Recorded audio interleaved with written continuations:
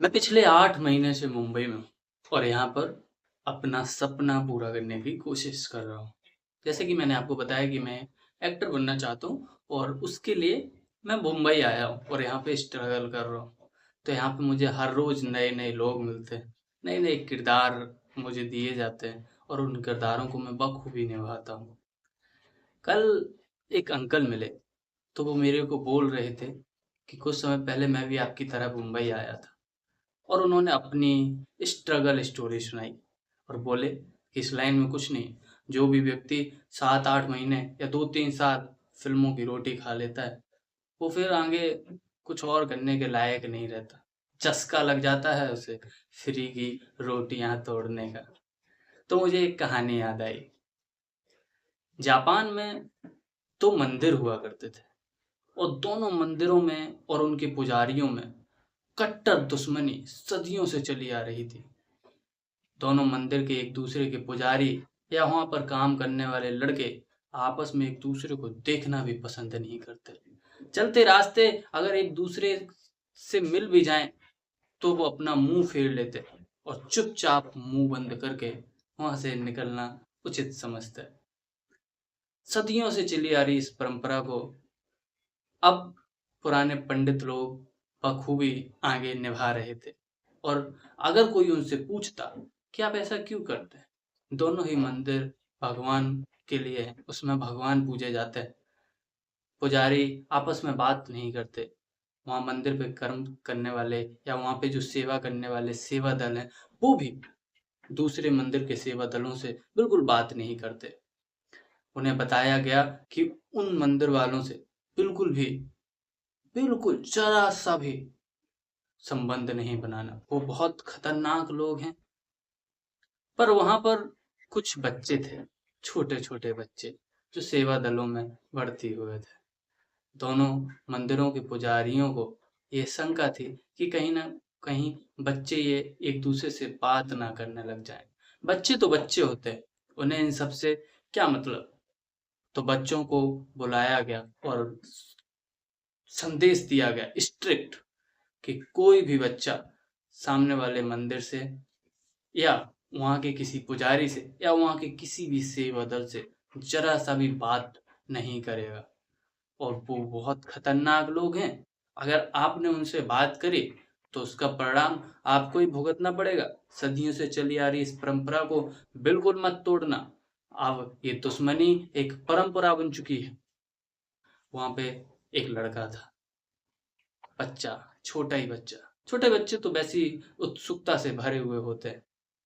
हर रोज वो ऐसा ज्ञान सुन सुनकर पक गया था।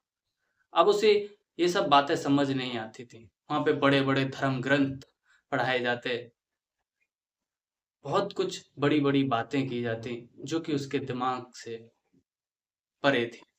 कोई खेलने कूदने वाला नहीं था और जब उसे उस दिन ये ज्ञान दिया गया हर रोज की तरह, तो उसकी लालसा और भी बढ़ गई। लालसा ऐसी ही उत्पन्न होती है, जिस कार्य को करने के लिए मना किया जाता है वो अवश्य ही करने का जी चाहता है। और उस बच्चे को भी वैसा ही मन किया। एक सुबह वो सड़क पर गुजर रहा था, सामने वो लड़का मिल गया दूसरे मंदिर वाला। उसने उससे पूछा, अरे भाई सुनो, कहाँ जा रहे हो? उसने उसे देखा और बोला, जाना कहाँ है, मैं कहाँ जा सकता हूँ, हवा जहाँ ले जाए। मैं होता कौन, मैं तो कुछ हूँ ही नहीं।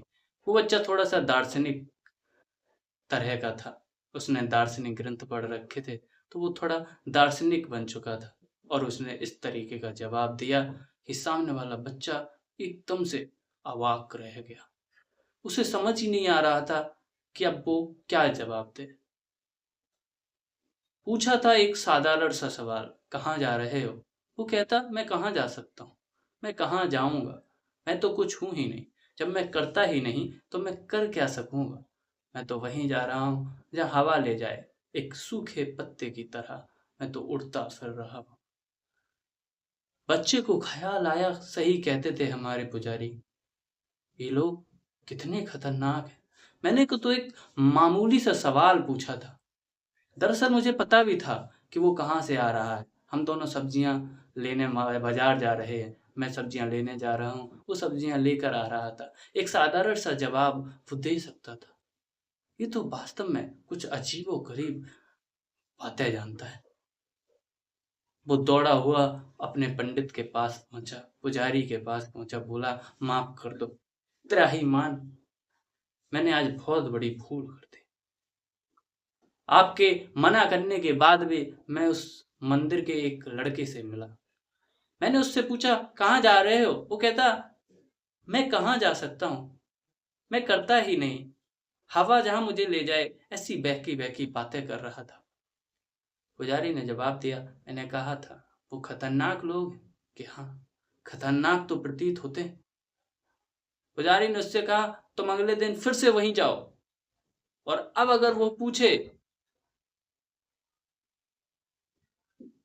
और ये जवाब दे कि हवा जहां ले जाए, तो उससे कहना कि अगर हवा ना चल रही हो तो। लड़के ने जवाब तैयार किया, रात भर जवाब रटा, सुबह रटा, और अगली सुबह फिर से वहां पहुंचा। सामने से देखा कि वो बंदा आ रहा है, तैयार हो गया और पूछा, कहाँ जा रहे हो? लड़के ने देखा और बोला, जहां मेरे पैर मुझे ले जाएं। जो जवाब वो लड़का तैयार करके आया था वो अब बेतुका लग रहा था। हवा की बात का जिक्र करना एकदम बेईमानी सा हो गया। अजीब जवाब देता है, जहां मेरे पैर मुझे ले जाएं। वो लड़का और भी दंग रह गया। बोला, ये वास्तव में बहुत ही खतरनाक लोग हैं, अजीब अजीब बातें करते हैं। सिंपल सा सवाल था, कहाँ जा रहे हो? कहता, हवा मुझे जहां ले जाए। आज कहता, जहां मेरे पैर मुझे ले जाएं। वो वापस से पुजारी के पास गया। पुजारी ने बोला, सदियों से चली आ रही इसी परंपरा की वजह से मैंने तुम्हें मना किया था। मैंने तुम्हें पहले ही चेताया था कि वो खतरनाक लोग हैं, उनसे बिल्कुल भी बात नहीं करने का। अब तुम जाओ, और अब अगर वो बोले कि मेरे पैर मुझे ले जा रहे हैं, तो कहना कि अगर पैर नहीं होते तो।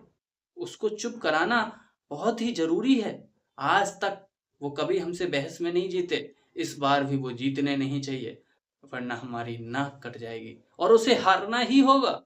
तुम फिर से जाओ और अपना जवाब तैयार रखना।